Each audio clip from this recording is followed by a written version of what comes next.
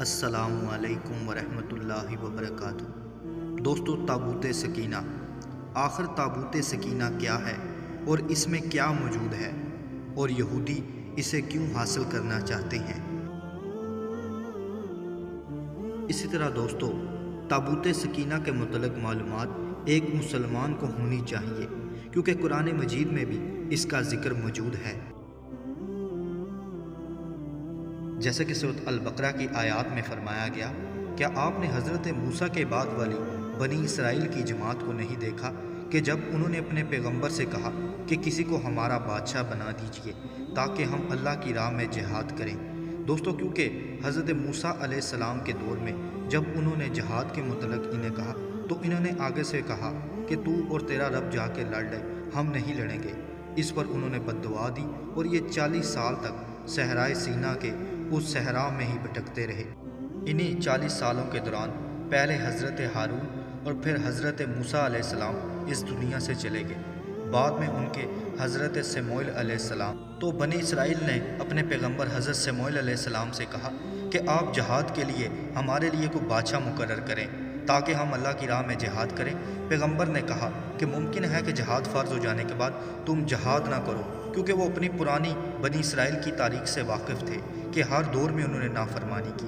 انہوں نے کہا کہ بھلا ہم اللہ کی راہ میں جہاد کیوں نہ کریں گے؟ ہم تو اپنے گھروں سے اجاڑے گئے ہیں اور بچوں سے دور کر دیے گئے ہیں۔ پھر جب ان پر جہاد فرض ہوا تو سوائے تھوڑے سے لوگوں کے سب پھر گئے، اور اللہ تعالیٰ ظالموں کو خوب جانتا ہے۔ اور انہیں ان کے نبی نے فرمایا کہ اللہ تعالیٰ نے طالوت کو تمہارا بادشاہ بنا دیا ہے۔ تو کہنے لگے بھلا اس کی ہم پر حکومت کیسے ہو سکتی ہے؟ اس سے تو بہت زیادہ حقدار بادشاہت کے ہم ہیں، اس کو تو مالی کشادگی بھی نہیں دی گئی۔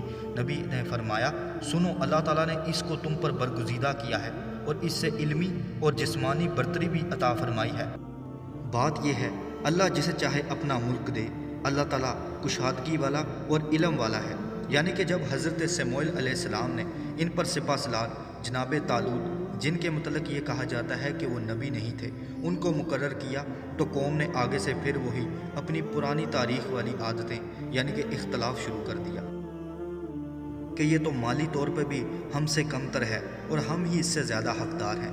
پھر اللہ تعالیٰ نے حضرت سموئیل علیہ السلام پر وحی کی کہ ان کو بتاؤ کہ علمی اور جسمانی طور پر وہ تم سے بہتر ہے اور اللہ جسے چاہے عزت بخشتا ہے۔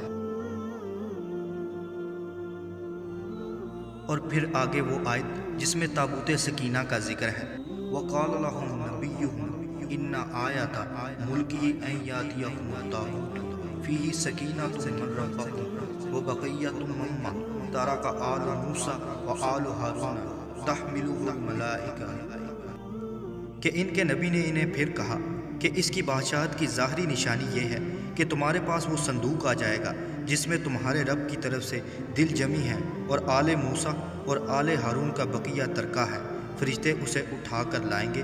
یقیناً یہ تو تمہارے لیے کھلی دلیل ہے اگر تم ایمان والے ہو۔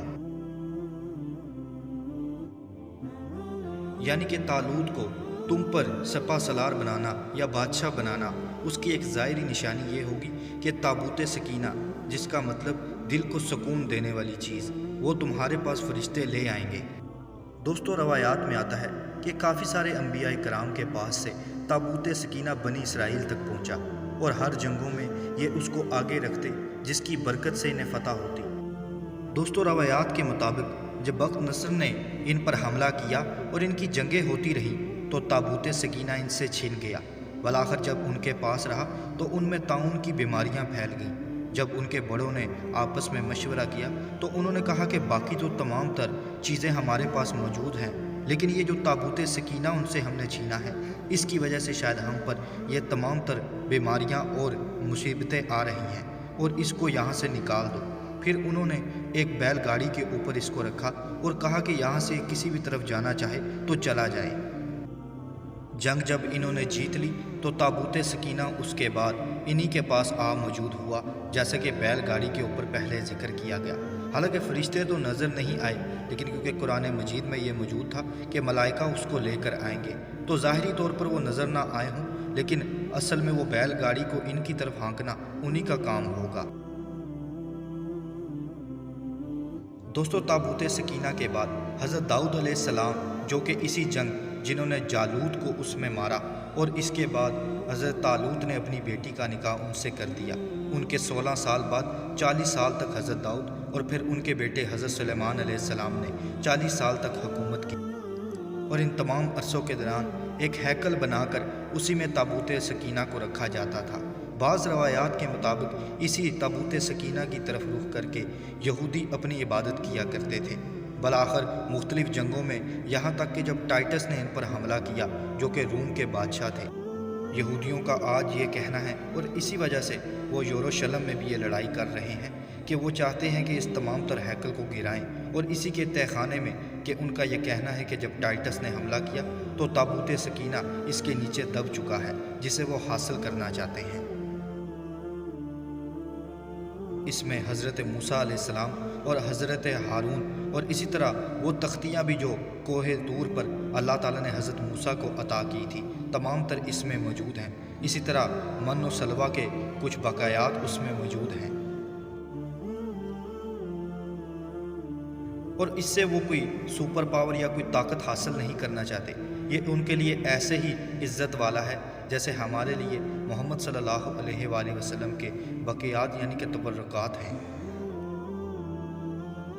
تخت داؤد جس کی پچھلی ویڈیو میں تفصیل بتائی گی، اسی طرح تابوت سکینہ اور یہ تمام تر دجال کی آمد اور یہ اپنی تمام تر پری پلاننگ کے ذریعے فلسطین اور اس سے پہلے بھی بہت سی جنگیں اور فساد کر چکے ہیں، اور اب بھی یہ ہیکل سلیمانی کو گرا کر نئے سرے سے تیسری مرتبہ تعمیر کرنا چاہتے ہیں اور یہ تمام تر مقدس چیزیں اس میں لا کر رکھنا چاہتے ہیں۔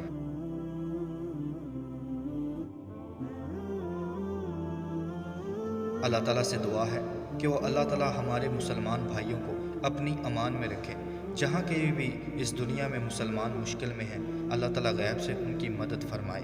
اللہ تعالیٰ ہمیں ہر دور کے فتنے سے محفوظ رکھے۔ السلام علیکم ورحمۃ اللہ وبرکاتہ۔